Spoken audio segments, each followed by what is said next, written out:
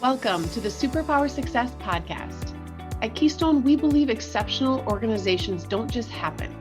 They are built by focused leaders that recognize their authentic leadership superpowers. Join us for a serious dose of inspiration.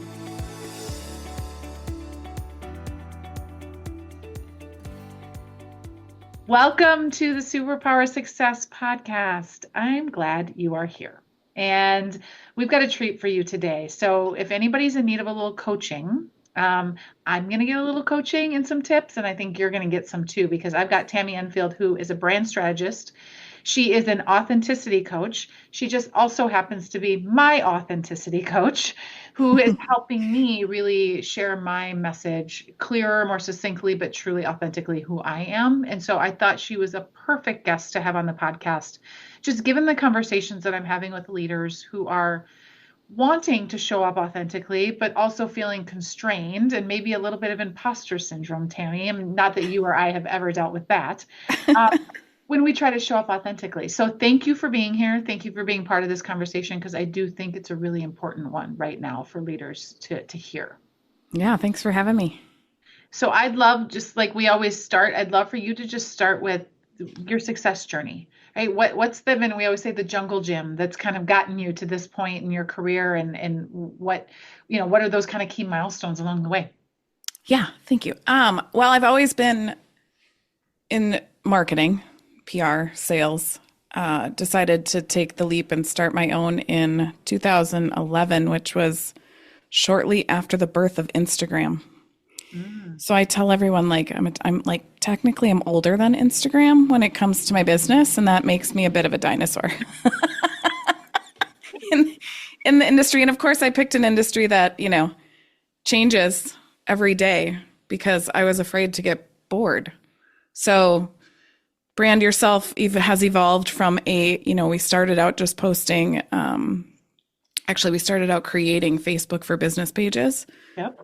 For local companies, just because it was something that was fun for me. And then we realized that with the Facebook page and the content there, we need to send people to websites, and a lot of the websites that I was working on were kind of crap. So we decided that we were going to start building websites. And then we good entrepreneur. You just identify the need and figure out how to solve it. Saw the problems and decided, what, I can do something about it. So fast forward to 2019, I was rocking a pretty large agency and woke up and decided I had built the house I didn't want to live in.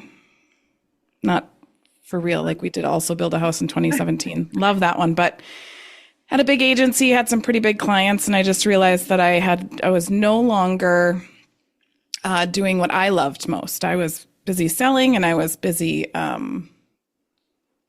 producing content for the sake of producing content. And what really interested me was the human part of social media, because I realized early on that bringing out any of the founders onto my social media campaigns just always did so well. So dove into personal branding, and now I work primarily with personal brands and helping leaders be more authentic online.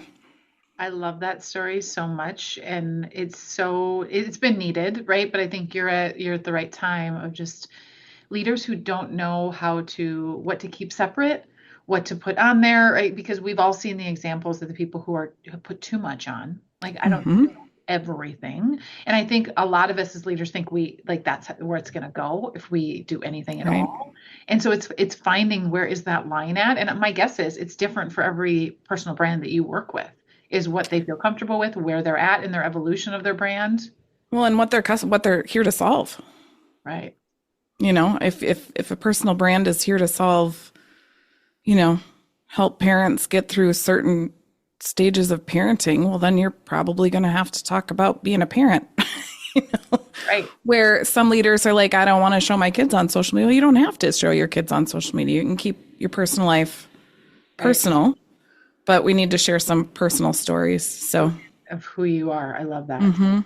So as you look back on your, and I think as an entrepreneur, we have to lead in unique ways, right? We're leading our families when we're an entrepreneur, right? And the balance of that, we're leading our team. Was there a moment, even early in your career before you had your business, is there a leadership moment where you were like, oh, that's what leadership is? Like, that's what it's supposed to be, or not, right? Maybe there's a negative moment, which some of us have, on what it isn't, or what leader you don't. Yeah, and who we don't want to be. Um, I would say if we're talking about my journey to being an authenticity coach, there was some pretty key moments of content that I read from influencers or, other leaders. One of them being Glennon Doyle. Mm-hmm. I've followed her forever since before she had her podcast or whatever. But she had shared something about motherhood, and it was a pretty vulnerable share in terms of like, you aren't going to love every stage of motherhood. You're going to find, the stage in which that you are just really good at and love the most. And as having a toddler, I hadn't found that yet. And it just really made me feel seen. Right. So I wouldn't say that I've ever had a manager or a boss that's made me feel that way. I have had clients that help me see myself, but I think a lot of like the leadership moments are when I've read a really key piece of content or heard something that just really resonated and made me see myself. And that's like that answer makes sense now, because that's what you help people do, because Yeah. you know the impact of what our words can have on other people that we may never meet. I think this Right. is also the hard part for a lot of us, is to step as leaders towards something that might inspire someone that's 3 degrees away from you, that you'll never know it inspired them, but it did, right? Or that Right. vulnerability allowed them to share something. And so the fact Yeah, you, that ripple effect. right, Yeah, right. and most, with working in social media, the people that are usually impacted the most don't like or comment or share anything. We call them the lurkers. Like they're reading everything and they're taking it in, and it's probably making them, see new perspectives or Right. lead a different way, but I've you had that. never know. I'll show up in an event and see somebody I haven't seen in a while, and they're like, "Oh my gosh, I love following you on LinkedIn," or like that post you had about. I don't pay attention to who likes it, right? But usually the comments I engage with, Yeah. and I'm like, they didn't even say anything on the post, and they're like, "No, Mhm. I just wanted to let you know it was really impactful for me." Like there are people who don't want to engage in that way. They just want Yeah, to take the content in. right. And I was actually just a week and a half ago or whatever, I was out to lunch with Addison, my 17-year-old daughter, and we were just at a booth, the two of us, and somebody walked in, and it was a mom of a teammate of hers. Kind of sat a couple booths away and waved and talked about college and whatnot. And as she was getting up to leave, she stopped and she goes, I really have to tell you that I appreciate your posts. And she goes, I know that's part of what you do for a living, but the way you tell stories on your personal page, she's like, inspires me. And Wow. she's like, I really needed you to know that, because Like keep I doing. just Yeah. keep doing it. And I like, it's that moment where I realized that's the kind of leader I want to be. The one that shows up super authentically. I probably know which post she was talking about, because it was there was a couple of them. One was like, what do I feel about Addison going to college? Like, I hate that question. So I just shared, like, here's all the things that, I love about my daughter going to college, and I'm trying to stay in that energy. So like, am I supposed to be all sad? Yeah. Right. And am I supposed to be all sad? Yeah, of course, there's going to be parts of me that miss her dearly, but I'm more excited, living into that. And then there was one that I shared where she had a few season ending injuries, and she's a very good runner and she's going to college to run. But what people saw how good she did, they did not see the behind the scenes race anxiety, and she's given me permission to share part of her story, but the race anxiety and getting through the injuries and how incredibly difficult that was at home. And she just put on a brave face for her teammates. So it was like sharing those moments. Like, let's be grateful and celebrate her wins, but also like what's more important is the person she's become through like Journey. the Right. anxiety and the injuries and the holy cow. Well, and so much of social media is a highlight reel. Oh yeah. And I think we've gotten used to that to where I don't want to go down, we could go down a deep rabbit hole of mental health and social media Oh. for grown ass adults like us. I mean, Hmm. there are moments where I have to put my phone down because I'm like, why am I feeling this way? Like my stomach hurts. Hmm. So I can't, I sometimes have to like scroll back to see what triggered me. yeah, I I just don't think, know if you ever do that. Like I'll be scrolling and I'll be like worried about, then all of a sudden I'll get that feeling. I'll be like, what just did that? What post did that to me? right. It's just What like scroll zapped into back. my brain. What? Who do I need to unfollow? Yes, right, right. So I think that's an important thing. So I want to get back to just like you talked a little bit about who the leader you are, right? You Yeah. mentioned that is tell us about that. Like, what do you think makes you a leader? And what are the superpowers that you pull on, right, to kind of be the best leader you can be? Because none of us is perfect. Yeah.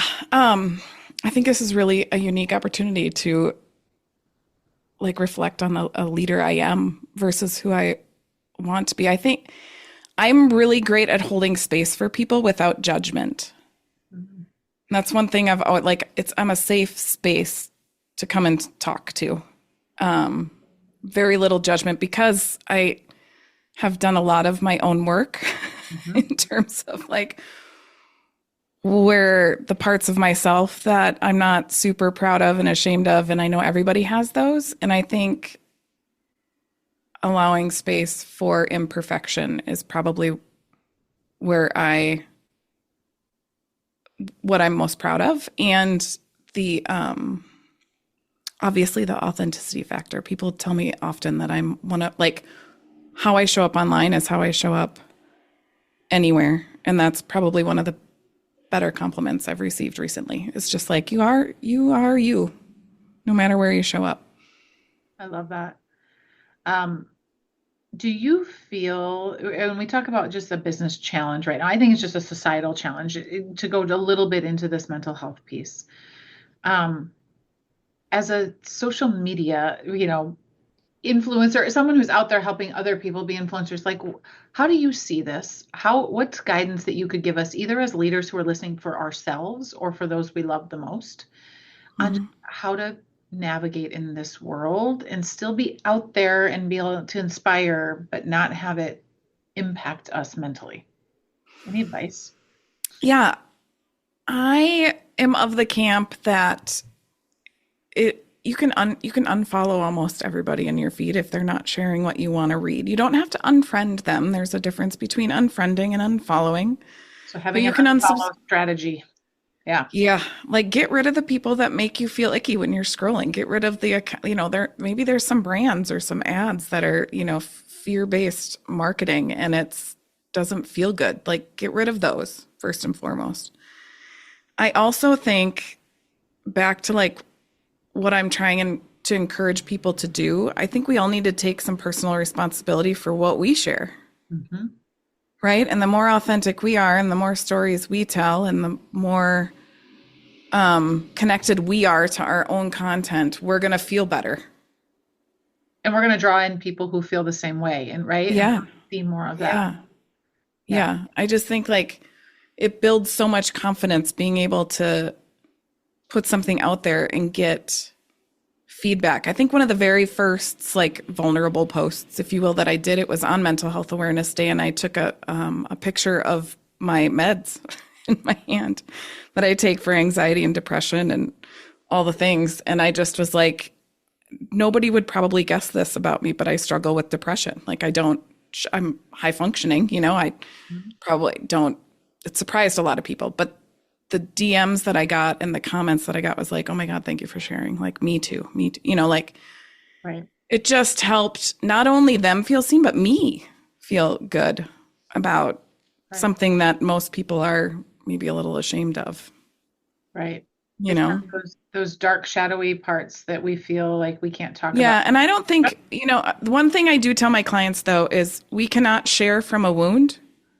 We Oh, have to share from a scar, oh, right? So if it is still triggering for you to share the story or to talk about it, like if I was still highly embarrassed of my meds, I should not share them because either then I'm coming from a place of needing attention around it, Mm-hmm. or sharing from a place that any of the comments might make me either more triggered or feel ickier. So you have to share from a place of the The scar, scar. not the wound. I love that is really good advice. Even so, I want to even parlay this to just regular communication in our jobs as leaders, in Yeah, our business. yeah. I tend to share from the like, oh, I'm feeling this way right now, and I'm an emotional processor, so I'm going to send the email out, and it backfires on me 100% of the time. And then I end up apologizing for the emotional email, right? But I'm sharing from the wound, not the scar, right? I Mm-hmm. haven't done the reflection yet to Mm-hmm. kind of heal whatever trigger I just had. I'm just re-triggering other people. Like I think it's a real thing for leaders is we don't realize the impact that our energy, good or Yeah. bad, has. Yep. And I think, therapists sometimes call it trigger talk. Like I Mhm. would like Addison and I have that word a lot. Like don't use, don't be talking to anybody if it's trigger talk. Like if you're still upset about it, you're not coming from a place of good energy. Like you just said, like people can feel the energy of our posts, whether we know it or not. I think it can come through the screen. If you're annoyed by something, your post is going to feel that way. If you're grateful for something, your post is going to feel that way. If you're Yeah. educated, any of it, I do think it's a digital reflection of our energy. And I don't think people take that seriously enough. Yeah. Oh, I love that. The trigger. I'm going to use that. Like, am I still Good. right? Is this trigger talk, or have I taken Mm-hmm. the 5 deep breaths and right and thought through Mm-hmm. things before I just go back? And I think it's something I probably struggle with it more than most because I'm a verbal Uh, I processor. don't, I don't think that's, I mean, yes, us for verbal processors tend to. Back when you talked about allowing space for imperfection, I think you were talking about me and just working with me as a client. So that's okay though. I can handle that. Uh, Um, Talk about like what are you finding success with in authenticity and your own growth? Like how do you ensure you're staying because you like you said, you are in one of the most rapidly changing spaces, yeah. like the algorithm changing and like how do you make sure you are just growing as a leader and kind of staying out in front of it for your clients? That's a great question. I'm a learner. So I am reading and watching and constantly informing myself on both obviously the algorithm, but also on like the impact social can have on mental health. I mean, that's one Mhm. of the big things. So, I've done a lot of research in terms of like people who on an authenticity scale think they're being really authentic and how they report less mental health issues than someone who is trying to hide who they are, show Right, up right. differently. So I just try to really inform my clients and myself all the time that like if you're and you talk about the leadership edge, right? Like if you're coming up on your edges and pushing post is a little scary, then you're on the right track. Right. So I just try to keep pushing myself a little bit more. Like I sharing stories that maybe I haven't, or it has been really interesting for me this last year to own the fact that I am pivoting my agency Mhm. a bit. And I'm sure you know better than I do, but pivoting a business is like you've helped companies navigate through that. Me just trying to steer the ship. It's pivoting a business. It's rough. It's rough. Yep. I've done it probably So 4 times now. yeah, it's just it's that I think I've had to show up more humbly Yeah. than I have in especially in my like CEO circles, if you will. Right. Well, and think about this right now. The leaders that are listening, right? Think about the amount of change happening, whether they run their own business or they're working within a business, the amount of change. And that word humility is we do not have all the right answers. We don't have it all figured out. I mean, look at the conditions we are all leading in, right? From a business standpoint right now, economic, geopolitical, like societal, like there's all of these factors. And I think this like ability for leaders to just say, I don't have it all figured out, but here's what I do know. Mm-hmm. and being authentic and being able to, for some people, it's hard to just say, I don't have it all figured out. For many years, for me, it was hard to admit that because I thought, well, what if I admit that online and then my boss or a client sees that I don't have it all figured out?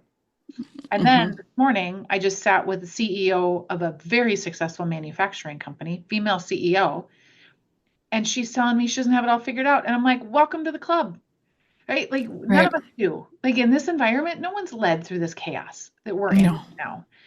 And I think it's, and she reached out to me because of my social, Hmm. right? She reached out because Yeah. what you put out is speaking to some of the stuff I'm struggling with. So I think that's just a testament to if we can be humble and just say, yeah, I'm being put through the ringer right now. Like I don't even know the next right answer, like let alone Right. the final answer. Um, I think it gives other people on our teams, right? Other people in our companies permission to do the same thing. It is a interesting place to come from, though, especially if you do lead a team and you're in the C-suite, whether you own it or not. There's a line of there's a line that you don't want to cross in terms of like you're not going to show up crying in your car under your desk. Like that's not how we need to show up. Even if we do cry in our car, maybe when we Right. park Yes. sometimes, but that's not how we need to show up. There is a line though, and I think I'm still trying to figure it out in terms of female CEOs specifically. Mhm. Pushing them to be more authentic online is probably one of the bigger challenges Yeah. I've had in my work. There's a fear of, I mean, I even remember back 7.5 years ago starting this podcast. This podcast started because someone that I knew well said, every time I have coffee with you, I get so much from the conversation. You need to start a podcast. And my first reaction was no way, because I don't want the trolls right online to Right. decide they don't like what I said in that podcast. Like it was a real fear of putting Hmm. myself out there because someone wasn't going to agree. And there's people who listen to this that are probably like, I don't agree with her on that statement. And that's wonderful. Like I think Hmm. that's great because we don't all have to agree, but we can all like respect each other. And so I think that's been a huge thing for me to get over in putting myself out there is the fear of like people not agreeing with me. Um, but Is I it found, the not agreeing or is it the judgment? yeah, the judgment. Yeah, The it's about judgment? the judgment, right? And we Yeah. all fear being judged, and Oh, we get hell judged, yeah. Yeah. right? So this is a natural human condition that we're dealing Hmm. with. But so for the leaders that are listening, Tammy, like what advice would you give them if they're like, I've been wanting to do more, I feel like, and this isn't a you need to post every day kind of thing. It's when you do post, have it have some meat behind it, like some, like guts to Yeah. is just being kind of surface level. What guidance would you give them to get over that, or like, right? How do they start to step towards that if it's something that's kind of scary for them? Yeah. One of the things I work through two different things with clients right away. And you and I did this. We talk about pivot stories and personal values, right? So it's some of those pivot stories. And we've pulled a few out of me during this podcast, right? Like a huge pivot moment was seeing some of that more vulnerable content and saying, I want to be like her. Yep. But what lessons, and usually it comes from failure, but what lessons have we learned that contribute to our professional expertise and personal growth, Mhm. right? So, how can we share a story where I have this experience and it leads to a story I want to tell as it deals to my profession or my leadership or my company or the problem I solve? We teach what we most need to learn. So usually we are Mm. we're solving a problem we once had. Yes. And we can talk to that. And I think those are probably the easiest pivot stories to start with. I created a CANDID content framework that I've been trying on for a while.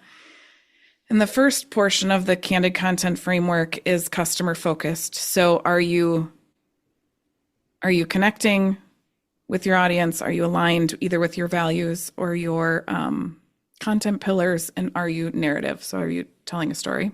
Mhm. The second half, which I think is the most important piece of the framework, is how does this piece of content make you feel? Right. I have had so many people come to me and want to hire me because they are bored with their own content. Right. Like I see the posts and they no longer feel like me. We have an agency writing it. It is, you can tell it's Chat GPT, like there's just so many comments now where it's like that. It doesn't even sound, I don't even talk like that.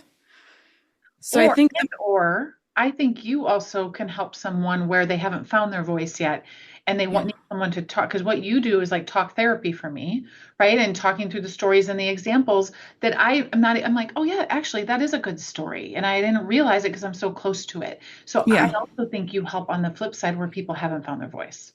Yeah. Thank you. Thank you. Yeah.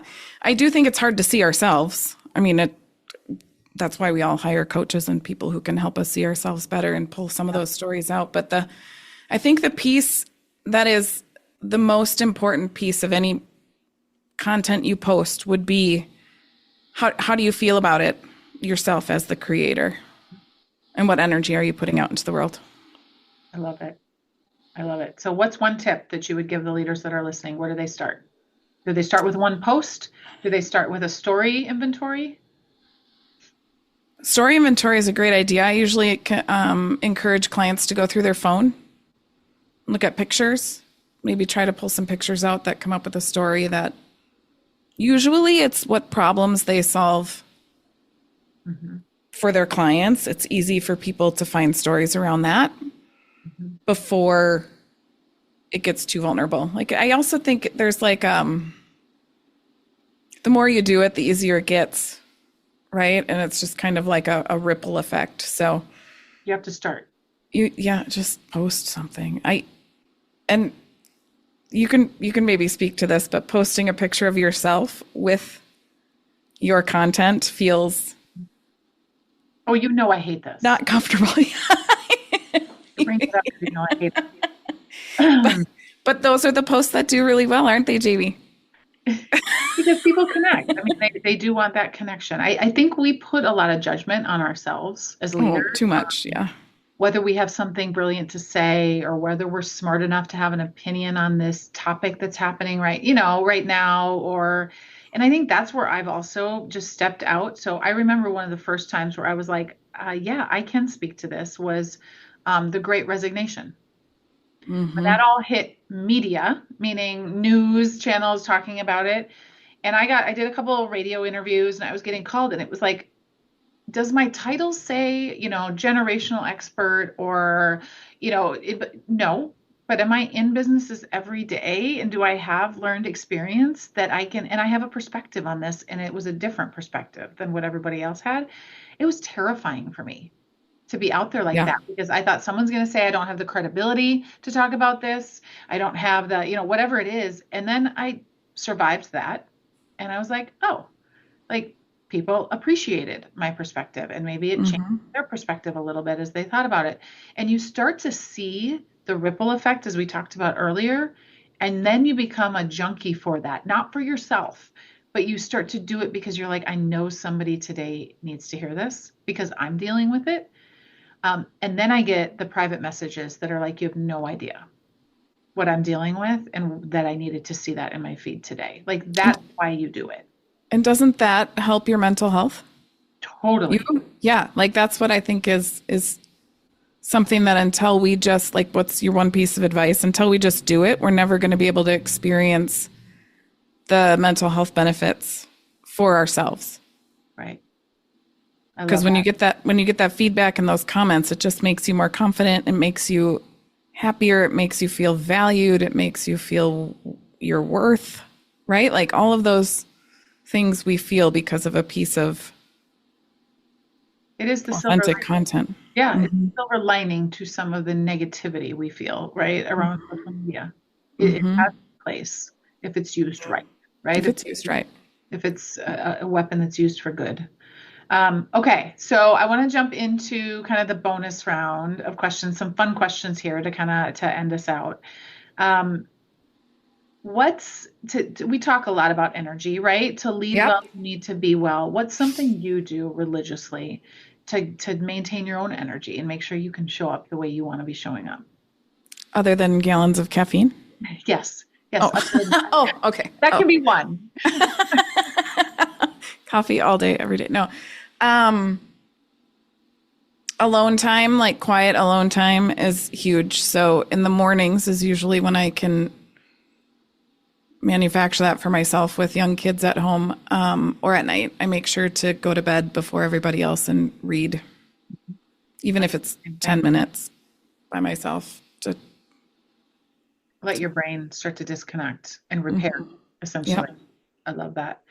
If you could have a billboard, I'm sure you've already thought of this. You haven't seen this question, but if you could have a billboard with anything on it, what would you put on the billboard? Have the audacity to be memorable. Have the audacity to be memorable. I love it. I would look at that and I could tell it would be fun. I know you design it beautifully. What's your favorite quote or mantra? What's the thing when you're having a tough day that you remember that just kind of gives you the kick in the pants that you need?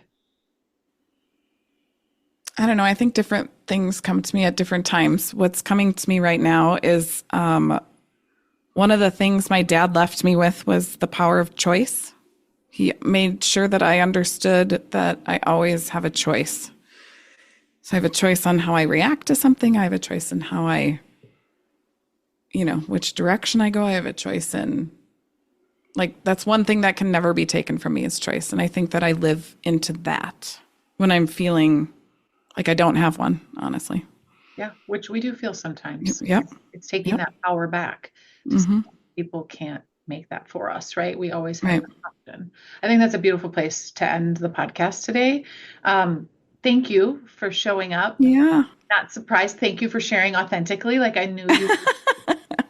And to the listeners, these topics are all a little bit different. I love having Tami on here to just give you a perspective, especially as someone who's helped me step into my natural authenticity, to give us permission, I guess, because sometimes we do need permission to take that first step and to say, we want to be better. We want, next year to be maybe more powerful or have more of an impact. I hear that a lot from leaders. So what are we doing about it? That's my challenge for you today is, how are you stepping into it, whatever it is, in an authentic way, whether that be social media or something else that you need to tackle. So hopefully this podcast continues to be a source of inspiration and maybe a little bit of a kick in the pants to do something you already needed to do. So appreciate the community, appreciate all of you being here. And the biggest gift you can give Tami and I is to share this podcast after you've listened to it with somebody who you think needs to hear this message as well. So thanks, everyone. Thanks so much for listening. If you enjoyed this episode, make sure and hit that subscribe button so you get the latest episodes as soon as we release them. And remember to keep maximizing your unique leadership superpowers. It truly is the key to building success, both in your career and in life.